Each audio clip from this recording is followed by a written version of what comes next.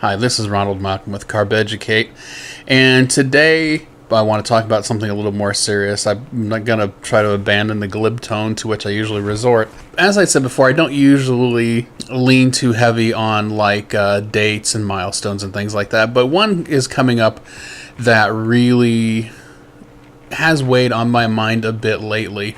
This Saturday will be April 1st, which is my birthday, and I know, you're not supposed to mention dates, keep your content evergreen or whatever, but the truth of the matter is, I will be 48. And in and of itself, that's not really remarkable. But a couple days ago, I became acutely aware of the fact that 48 is the exact age at which my father died. In fact, he died about 7 weeks after his 48th birthday. Now, I'm not saying that I'm in any danger of dying in the next 7 weeks. I mean, who knows? We don't have a lot of control over life, but I'm reasonably certain, given my current pattern of behavior, that I'm not in danger of doing that. But it's still kind of, I guess, surprising the degree to which my life has mirrored his. My father and I never had a great relationship. In fact, by the time I was 8, he'd pretty much passed out of my life completely. I saw him very rarely after that. And the last time he and I were even in the same room together, I was about 19 years old. We didn't talk.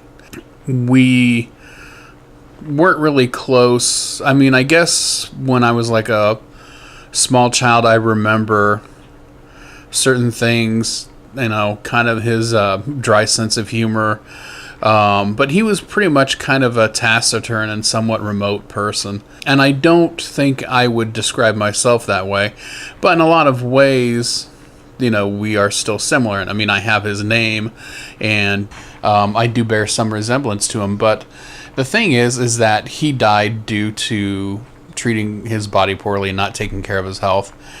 And now in his case, he wasn't overweight or diabetic. He pretty much just drank and smoked himself to death. And so that behavior, that neglect still kind of weighs on my perception of my health.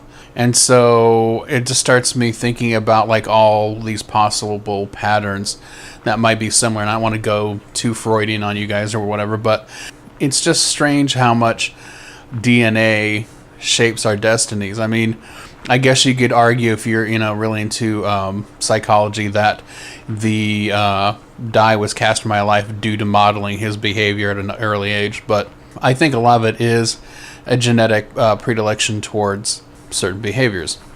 Me being me, my mind is constantly cycling of this question of okay, well, how much do I truly have control over my life? How far can I really take this? How much can I break the mold? And so then that gets me contemplating this whole idea of the diet as well. And the funny thing is that I really hadn't entertained any ideas about not succeeding this time around. I mean, I've dieted before, but each time I've dieted, I've done well until I made a conscious decision to give up. But right now, I'm not in a space where I can envision me giving up or not doing what I'm supposed to. But that still doesn't change the fact that I'm going to have certain physical limitations based on my genes. And so it just becomes, I guess, this kind of idea of me playing ping pong with myself. But that does open up this question of, really how far can I take this? And so I started thinking about well, how many of these limits are actual and how many are limits that I'm placing on myself mentally? Because that gets kind of back to the thesis of a lot of these videos as the mental aspect of losing weight, of reclaiming our health. How much of it is the mind game, and what are the strategies we need to develop to play it successfully? So for you, the viewer, what are some of the struggles that you face of your weight problems do you think are genetic predispositions, and how much behavior, and where have you learned the behaviors that got you here? And then I guess the follow-up to that is okay, so what are you doing to counteract that learned pattern of behavior? If you like what you saw today, please hit the like. If you want to continue the conversation, please hit subscribe, and please don't forget to hit the notification bell. This is Ronald Malcolm with Carb. Thank you so much for your time, and have a good day.